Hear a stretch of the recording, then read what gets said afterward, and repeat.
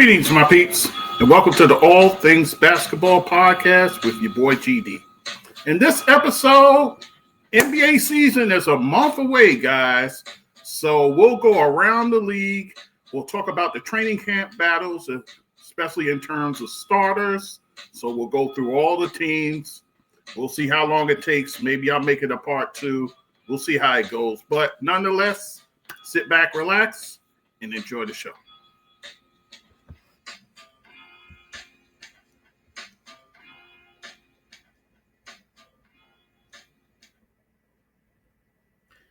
Okay, guys, it's your boy GD back with the Whole Things Basketball with GD podcast. And guys, we are a month away, actually less than that, from the NBA season tipping off. And boy, oh boy, am I excited. That is my favorite time of year when the NBA gets underway. I know we still have the WNBA playoffs taking place, the semifinals getting hot and heated. I'll talk about that at a later day. But for this episode, I'll be talking NBA. We'll go through all the teams and all the different battles. I kind of made a note of all that's going on here. So we'll go through it all. But nonetheless, without any further delay, let's do it. So we have all these, you have all 30 teams about to get loose as far as training camp goes. We've had a couple of media days, the Knicks, the Nets, a few other teams, because some of them are actually getting an early start because they're going overseas to play, including the Knicks. They'll be in Dubai playing out there. So I say, you know what? Let's carve out an episode. We'll talk about the different battles taking place. So, without any further delay, again, let's do it. We will go through this alphabetically, guys. So I'll probably we'll take it as it goes. So all right, let's do it. The Atlanta Hawks, they don't really have much of a battle taking place there. Your starters, you pretty much know. It'll be Trae Young and also Dyson Daniels in that backcourt over there. Jalen Johnson, as long as he's healthy, will be in the front court. You have now Kristaps Porzingis there, so you have him there also. So you're kind of set in that regard. I don't believe Nneka Okongwu, I don't believe he gets the start. I think he will back up. He will back up Porzingis at the center position. So I don't believe that will be the case for him as far as that goes. And also their rookie from last year, Zachary Ricochet. So that's your starters as far as that goes. So I think they're pretty much set in that regard. So it's no need to worry about that. And then you have a nice little bench there as well. You added Nickeil Alexander-Walker in the offseason. So I think Atlanta's okay in that regard. Let us continue. The Boston Celtics. Now, they have a dilemma here, actually in two positions. At power forward, right now, you have a glut there because of Jason Tatum. He's no longer there, guys. Well, let me rephrase that. He's out with the torn ACL. So you now have a battle probably between Chris Boucher, who they recently picked up from the Toronto Raptors. Well, recent as in this offseason. And I think it'll be versus Xavier Tillman. He's a bit of an undersized 4 at 6'7", whereas Boucher, he's a 3-and-D guy. So 6'9", So I think when all is said and done, I think they lean in the direction of a Boucher instead as their starter. So I think that's where they go. Like I said, Tatum, he's talking as if he could make a return. I don't see it. So unless he does some quick healing, guys, because remember that happened to him in like the early part of late May, early June. So yeah, so you're asking for an absolute miracle as far as him healing goes. So I don't think that'll be the case. So it'll be between those two guys, and then your center position. Because remember, you trade away Kristaps Porzingis, so you have a glut there. Al Horford, for the time being, he's still without a home per se. So it'll be between Nemus, Quita, and he's a legitimate big guy, guys. He's 7 feet tall. So, and he's played some last season, and Coach Joe Mazzulla likes him, versus a Luke Garza. He's more of an undersized. He's about 6'10", 6'9", a bit of an undersized center. So I think Quita, I think he's the one that'll probably get the start out of those two. So that's the way it's looking in that regard for Boston. Let us continue. The Brooklyn Nets. Now, this is a team that needs a lot happening for them guys. But they're pretty much set in their other positions, except for point guard. And you actually have a battle royale between three rookies. Edgar Demin.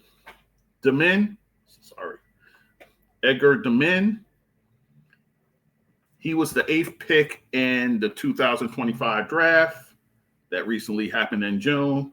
So he'll get first crack at it. He was the 8th pick overall. Also, you have Nolan Trayor. He was the 19th pick in the draft, so he'll get his shot at 6'4". And then Ben Sarif.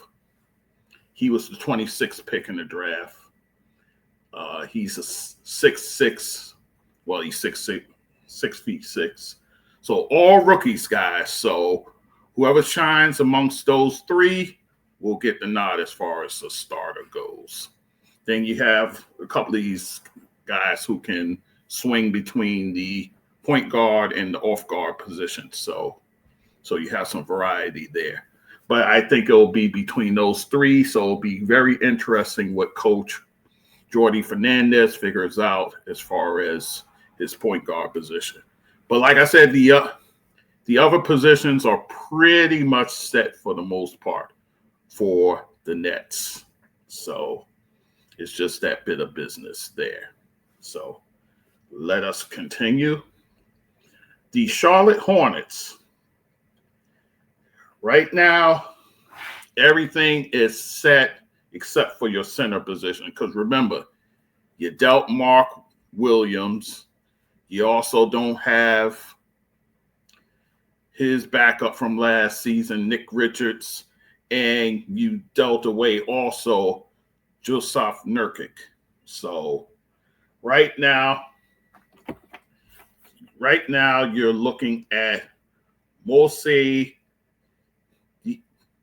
Debiat, who was a former Knick, by the way, at 6'9". He's a bit of an undersized center versus a Mason Plumlee, a veteran guy. He's been around the league, over 7 feet tall.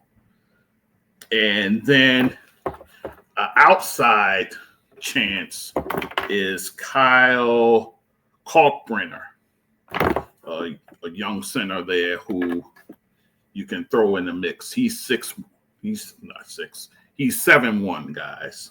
So Charles Lee, he has options here.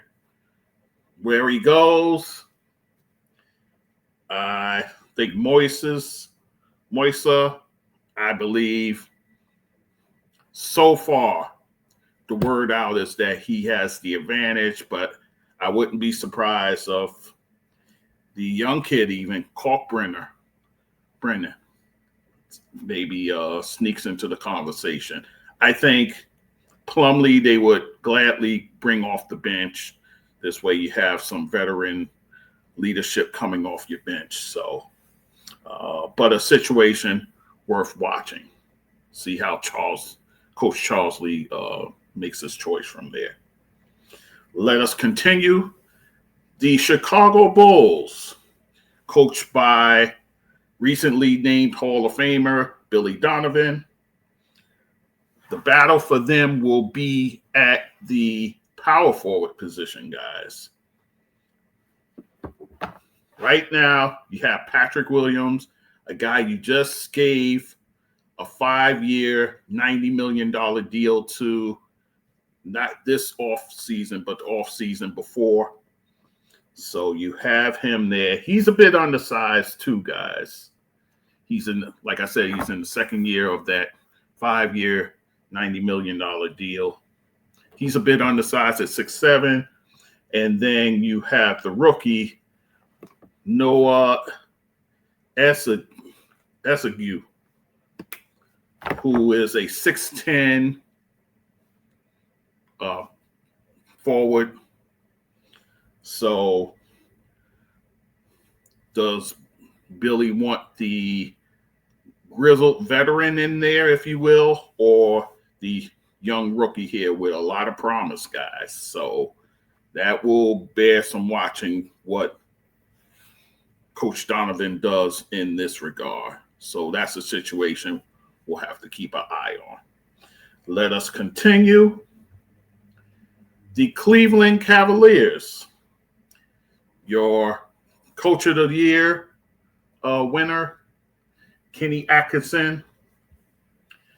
He has two situations he has to deal with, guys. The point guard position, well, early on, because Darius Garland, he's going to miss the probably about a few weeks into the season. So he'll probably make his return, I say, maybe early November, mid-November, because Darius Garland, you got to understand, he's often injured and he's not the quickest of healers when it comes to injuries. So there's that.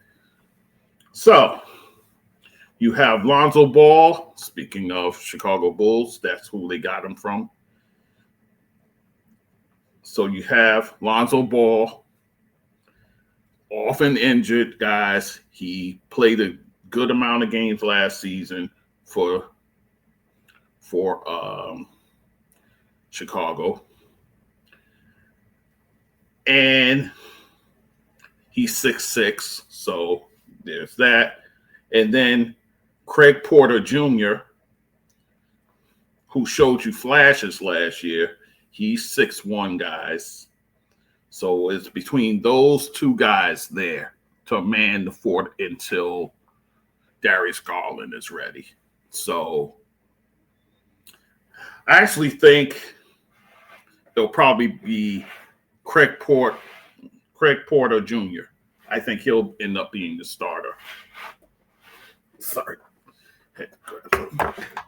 Because Lonzo Ball's history as far as his injuries go. So you have to go with the one that'll be there, and that's Craig Porter Jr. No shade to Lonzo Ball, but his health is always an issue. So I think they go with Craig Porter Jr., to be honest. And then at small forward, do you continue to have DeAndre Hunter come off your bench and give you firepower that way, or do you have him as a starter? And if you have him as a starter, that regulates Matt Strus to your bench. I think either guy can come off your bench and give you something. So, but I think the question for Cleveland is, do you want to leave some offense coming off your bench, which DeAndre Hunter can do easily. And then have Matt Strus in there, who's a 3-and-D guy as your starter. So I think you could go either way in that regard. So it'll be interesting to see how Kenny Atkinson plays this. So there's two positions there for Cleveland. One is like a placeholder until Garland's ready. And then the other is one you want to make a decision on. So there you go. All right, so let us continue. The Dallas Mavericks. Now, this is another one that's a bit of a placeholder for a little longer than the Darius Garland situation, because you have Kyrie Irving. He's going to be out till, I say, all of 2025, so that's about 2 months and a half, going into 2026. So it'll be January, possibly, where you see Kyrie make his return. But in the interim, you have D'Angelo Russell, who you got in free agency. 6'3" guy. He can play either guard position. Or Brandon Williams, who is a kid with a lot of upside, 6'1". And he gave you a bit of punch when you were without Kyrie last season. So what Jason Kidd does here will be quite interesting. And it seems with D'Angelo Russell, he has like a shelf life of a couple of years, and then you got to move on from the guy for reasons unbeknownst to me. He seemed like a talented guy, but he's hot and cold.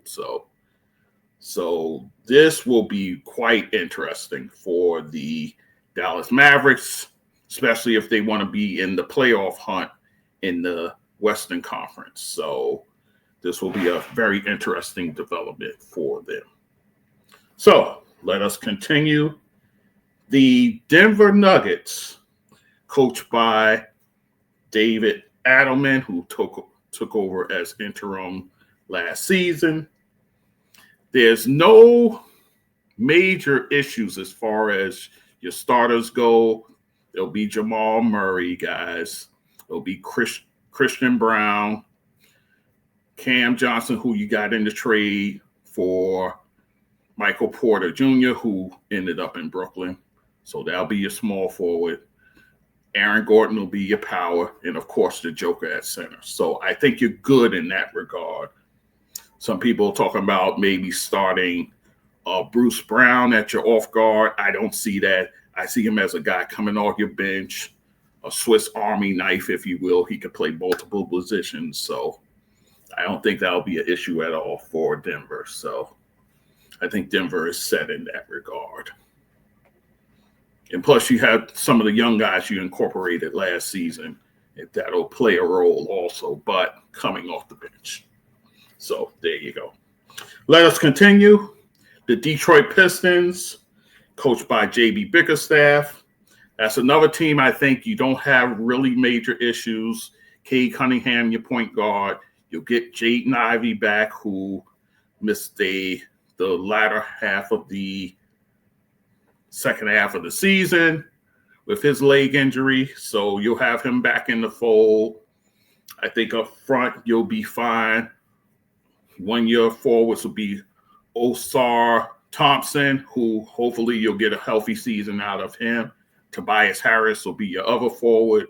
And then at center, Jalen Duren, who had a fine playoffs for the Detroit Pistons. So I think you're good to go as far as your starters go. Your bench, you still have firepower in that regard coming off your bench. The Malik Beasley situation, I know he got cleared of all the charges, so will he make a return back to Detroit? We have yet to see because they haven't made a decision yet. So there you go. That's the Detroit situation. Let us continue. The Golden State Warriors. Steve Kerr, he's got a couple of situations here. Your shooting guard, Will he go with the veteran and Buddy Hield, a three-point sniper, but you give up a whole lot on defense with him, versus a Brandon Podemski, who I liked him being in the starter role for the Warriors. He's a young gun. He's a guy who's a two-way player. So you definitely got to take that into consideration, guys, as far as that goes. So we'll see what happens. But I think that's your dilemma as far as shooting guard goes. And then center, guys. The center position, you can go with a traditional big, really like a stretch five, and Quentin Post, 7 feet tall.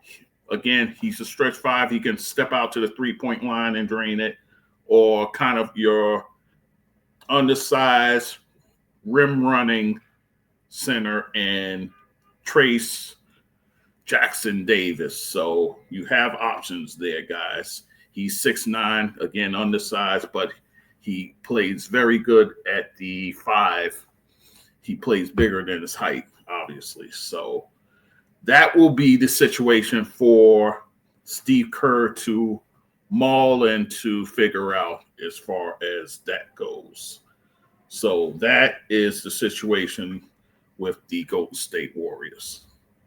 Now, the Houston Rockets, I had them as a team that didn't have any worries in that regard until the big news came down, guys. Fred VanVleet out for the season with a torn ACL. A tremendous blow to what the Houston Rockets want to do, especially you bringing in a guy like Kevin Durant. So they have a big question, guys, at point guard. Got a big question there. Do you go with Reed Shepherd, who I feel he's more of a 2 than a 1. He's not really a point guard. He's more of a undersized shooting guard and a guy that you would bring off the bench. Or you go with Aaron Holiday, who has never been thrusted into the situation of being a starting point guard in this league. So you have major uncertainty there. But, guys, it's funny. I was talking to a friend of the show, D, of course. And I'm going to tell you a name. A lot of people won't like it. But there's a point guard that's out there that's currently not with a team right now that you can plug in a pinch and get you through the season and possibly can help you towards what you want to do with this ball club. And his name is Russell Westbrook. I know guys are throwing stuff at their computer monitors right now, but listen, the Houston Rockets have big aspirations this year. You have a coach in Ime Udoka who's, he's no nonsense. He wants his players to, be tough, be gritty, and you need that in your point guard. Russell Westbrook would be a fit. I understand. I get it. People are going to talk about, whoa, what about the relationship between him and KD? This is what you do, guys. You get KD. You get Russ in a room together. You get Ime Udoka in there. You get the GM, front office, whoever you got to get in there. And you hammer out your differences, and you don't leave that room until everything's hammered out. That's how serious it is as far as what you want to do this season. So I say, listen, he's out there, guys. Russell Westbrook. He understands. I think he knows by now he's not the Russell Westbrook of old. He has to be a distributor of the basketball. He has to be a bit more,